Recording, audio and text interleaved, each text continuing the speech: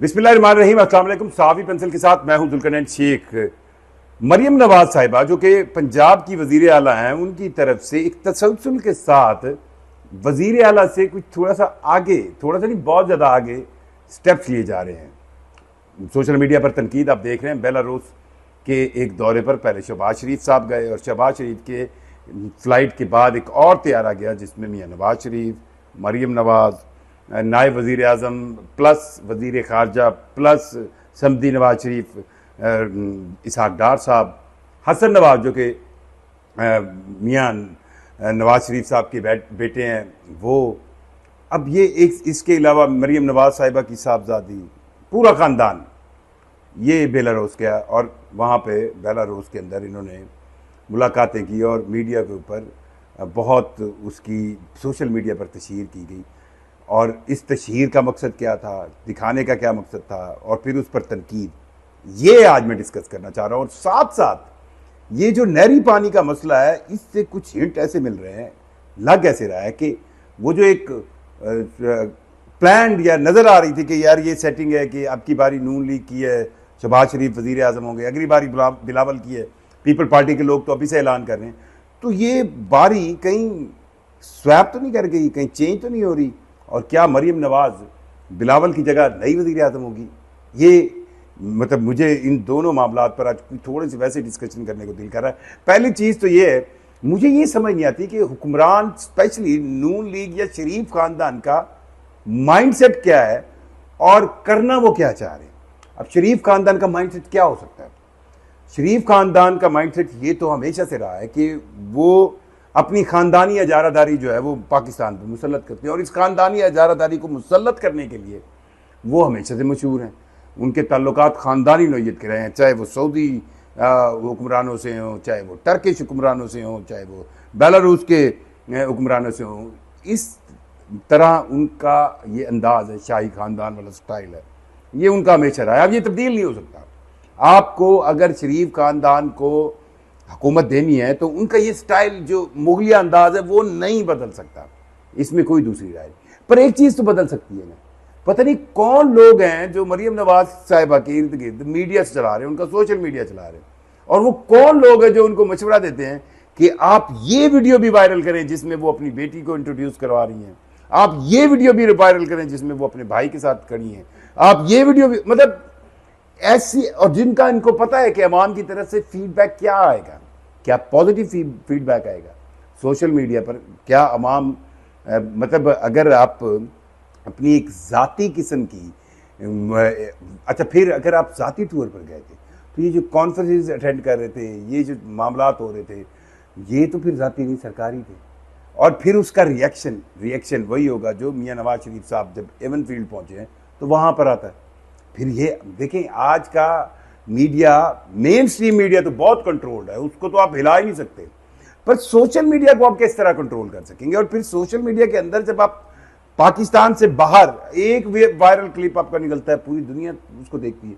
Main stream media पे तो आपने वो क्लिप्स चलवाए ना जिसमें वो सारे टीवी चैनल चला रहे हैं, जी एक औरत अप्रिशिएट कर रही है, वो आपने मेन स्ट्रीम पर चलवा दी।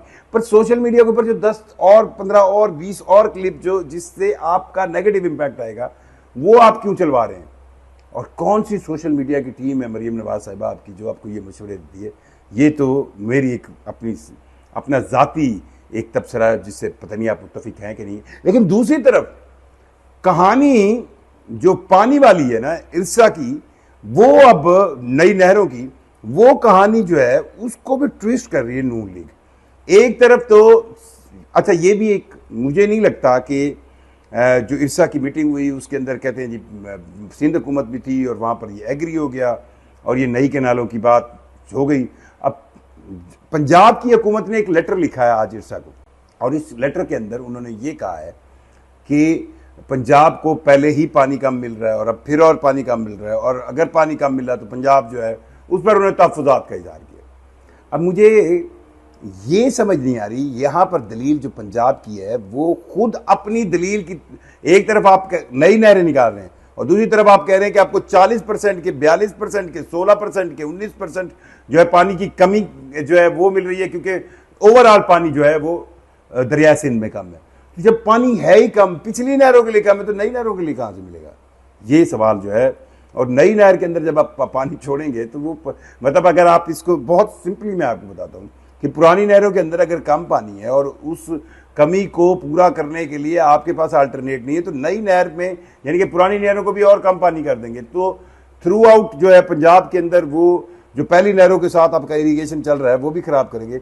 ये तो एक टेक्निकल साइड है, लेकिन दूसरी तरफ पीपल्स पार्टी के लिए बड़ा ही मुश्किल है, और स्पेशली बिलावल भुट्टो जरदारी के लिए।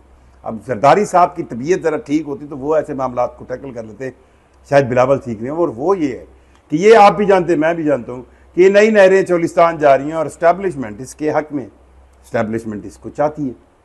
अब पीपल पार्टी मरते और क्या ना करते, सिंध के अंदर उनके पास पानी के हवाले से कोई स्पेस नहीं है और उनको सिंध में वाटर कार्ड, पानी कार्ड खेलना पड़ता है। और अगर वो ये ना खेलें तो उनके लिए अंदरून सिंध, जिस तरह उन्होंने पिछली दहाइयों से सिंध को, अंदरून सिंध को कैप्चर किया है, ये रखना मुश्किल हो जाएगा।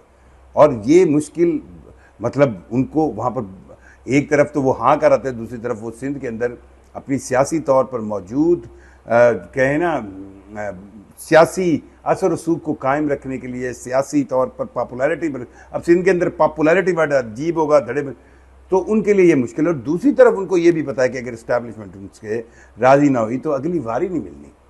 ये बिलावल भुट्टो साहब के लिए बहुत एक ऐसा मामला ना निकला जा रहा है ना उगला जा रहा है।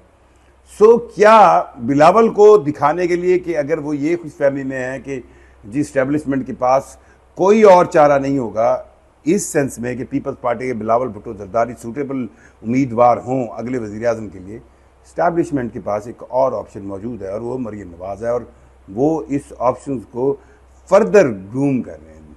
मरीम नवाज़ साहिबा के ये दौरे तो ये बता रहे हैं कि उनकी बॉडी लैंग्वेज अपनी पार्टी की तरफ से आइंदा वजारत उज़्मा के लिए है, और ये शायद शरीफ ख़ानदान के अंदर कहीं ना कहीं तय पा भी गया हो, क्योंकि जो बारी कल्चर है शरीफ ख़ानदान के अंदर वो भी, मतलब एक तो बारी पीपल्स पार्टी और नवाज लीग वाली कहानी की बारी जो पीटीआई कहती थी, लेकिन एक शरीफ ख़ानदान के अंदर भी बारियाँ हैं कि अगर आप देखें तो मियाँ नवाज शरीफ साहब वज़ीर आज़म होते थे तो वज़ीर आला पंजाब मियाँ शहबाज शरीफ साहब होते थे, और जब मियाँ शहबाज शरीफ साहब को वजारत उज़्मा मिली तो डेफिनेट शरीफ ख़ानदान में यही हुआ कि अब वजारत आला जो है पंजाब की वो मियाँ नवाज शरीफ साहब के ख़ानदान, उनकी साहबजादी को मिल गई।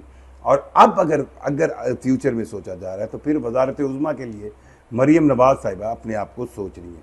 ये दो फिनोमेना जो है वो मिलाकर पीपल्स पार्टी कहाँ पे खड़ी है, ये बहुत अहम है कि पीपल्स पार्टी फ्यूचर को कैसे देख रही है, पीपल्स पार्टी को बिलावल भुट्टो जरदारी साहब से क्या कमिटमेंट्स हैं, और पीपल्स पार्टी जिसके आसरे पर मौजूदा हुकूमत खड़ी है क्या आइंदा आने वाले इंतखाबात के अंदर कुछ कर पाएगी।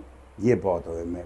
मेरे आज के इस वीलॉग में मैं एक बार फिर मरीम नवाज़ साहिबा को मशवरा दूंगा, ये जो आप इन दौरों पर बेलारूस इधर वगैरह जाती हैं, मेहरबानी करें अपनी ये जो मीडिया टीम है, स्पेशली सोशल मीडिया टीम, उसको कहें कोई ऐसी वीडियोस निकाले, कुछ ऐसे क्लिप्स निकाले जो वाकई आपका पॉजिटिव इमेज हो। ये बच्चों को इंट्रोड्यूस कराना या एक औरत ऐसे तारीफ़ कर रही है इससे इंट्रोड्यूस कराना, इसका पॉजिटिव इम्पैक्ट नहीं, नेगेटिव इम्पैक्ट आएगा। मुझे जुल्करनैन शेख को इजाज़त दीजिए। अल्लाह हाफिज़।